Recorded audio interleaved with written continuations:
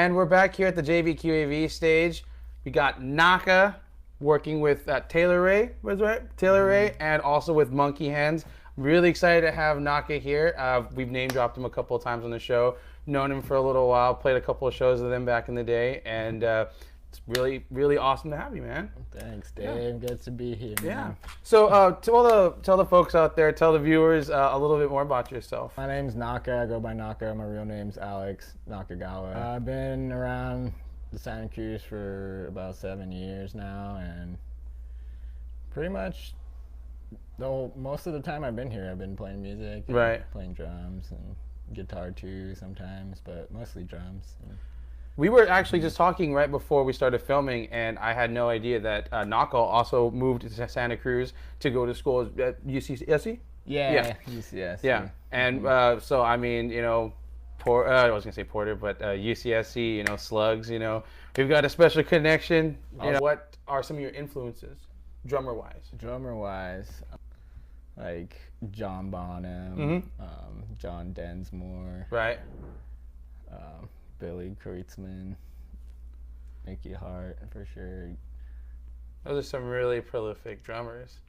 Especially, well, I mean, Mickey has a strong resonance here in the area. Mickey is the drummer for Grateful Dead, and a lot of people here they've never let go of, you know, the Dead in their hearts. And Jerry's spirit still resonates from the Santa Cruz Mountains from when she came. So tell us a little bit about your drum setup. Like, what do you use?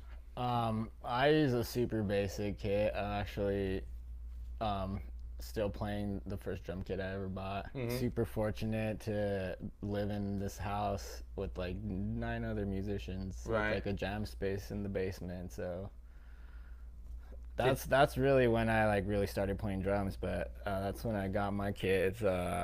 It's an Olympic kit by Premier, so it's definitely like an entry level kit, but right. I'm still rocking it. I think it sounds good. Now you use a piccolo snare, or are you not using that these days? Oh yeah, not too much anymore. Oh, okay. I actually use for my snare. I have a Gresh. You have a Gresh Catalina now? Elite. Yeah. Oh, nice. I actually that's the snare that came with the kit I bought. But I like started playing the piccolo a little after, more so because I was gigging a lot at the time, and I didn't really want to take my nice snare right to like these house parties where, you know, it might get stolen or smashed or you know? No, I totally feel that. Over time, definitely like really grew on me, the sound and the piccolo, and just the feel. How long did you play with the piccolo? Primarily probably for like a couple years. Yeah, mostly with Mark London. I was playing piccolo. That's probably why I brought it, because that's the last time besides Monkey Hands. And then on top of that, when I saw you play with Monkey Hands a couple weeks back, I was like, I don't think he's using that piccolo snare, and I guess I didn't stop to think to go and ask you about that when you know, when you were after the show and whatnot. But yeah, okay, that's cool. So you have if you recall, the story that I brought up about Naka first was he brought to my attention about 7As, and I've been using them pretty much for the most part ever since.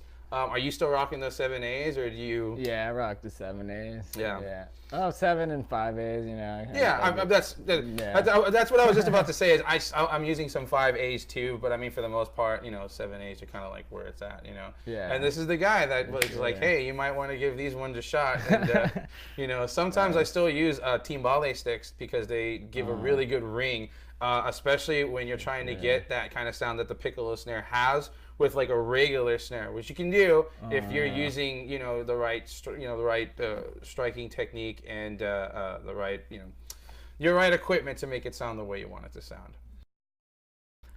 So tell us something a little bit about the Monkey Hands project, because they actually go and they play fairly frequently over at Bocce's Cellar, supporting what's the comedian's name that you guys work with quite a bit? It's our buddy Schwa Smith. He's a local comedian. He does comedy night at Bocce's every Tuesday, and we have the pleasure of being the opening band for the comedy show. Yeah.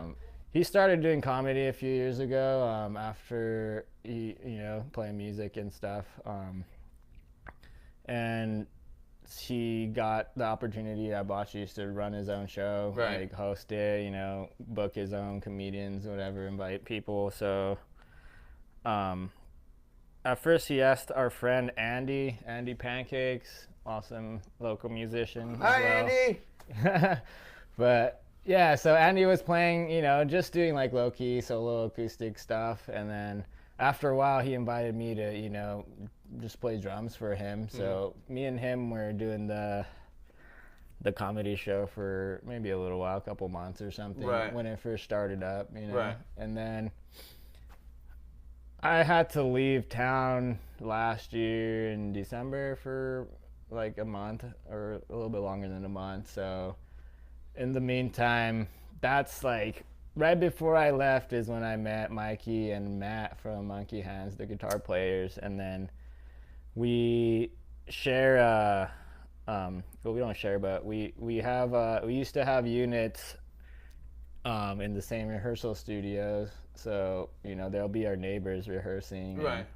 Me and Andy will be jamming. Mikey and Matt will be jamming all the time. And then over time we're like, hey, why don't we just all jam together? We're here all the time anyway. We all like music. We all are talented. Right. So Paul was like, hey, we kind of want a full band to start playing for the comedy shows. And we're just like, hey, like, we've been jamming, like, we could probably come up with the set. And Mikey, the main songwriter, frontman, he has like hundreds of songs he's written. So nice. We just went off that, started learning some of his songs, arranging them. Everyone like came up with their parts for it and pretty much got a set ready to play at these comedy shows. It was kind of like, there's a group of musicians, there's music already written, and there's a venue available to play shows, so it just kind of fell into place a little bit. And then after I left, the next member, Joey, filled in and played drums in my place. And after I came back, we were just kind of like, hey, you already played drums, so how about we just like both play drums? And so for Monkey Hands we switch off, and I play guitar for some of the songs, and Joey plays drums, and then we switch off. Naka has provided a clip for us to check out, so we're gonna check that clip out from Monkey Hands. We will be back after this, and we're gonna talk more with Naka. Cool. Yeah, we'll be right back.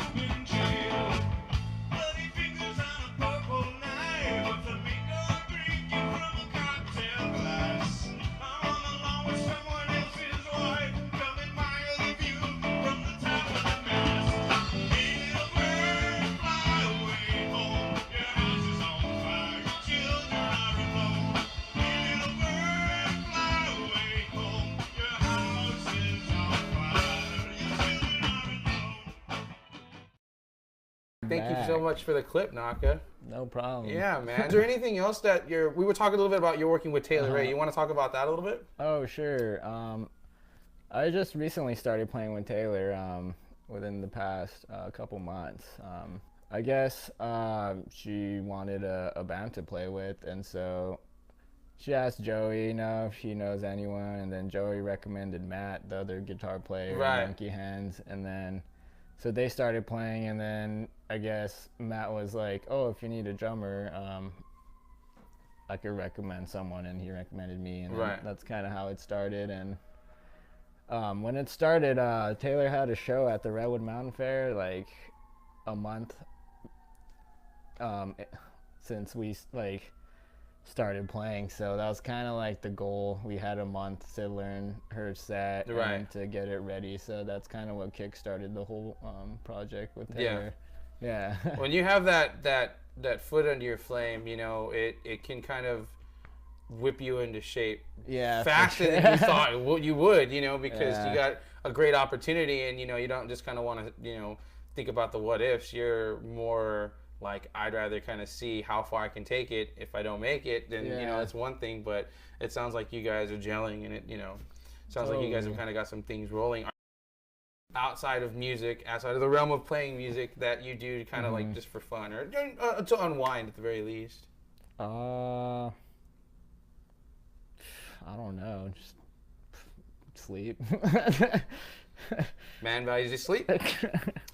Are you into video games at all? Have you been? I do like video games, but I haven't really been playing too much recently yet. Yeah. We'll see you next time. Be sure to subscribe to the channel if you haven't already. Feel free to leave comments. You can find me over at facebook.com/DaveTheDrummer831, and we'll see you next time. Cool. Peace. Support local music. Yeah!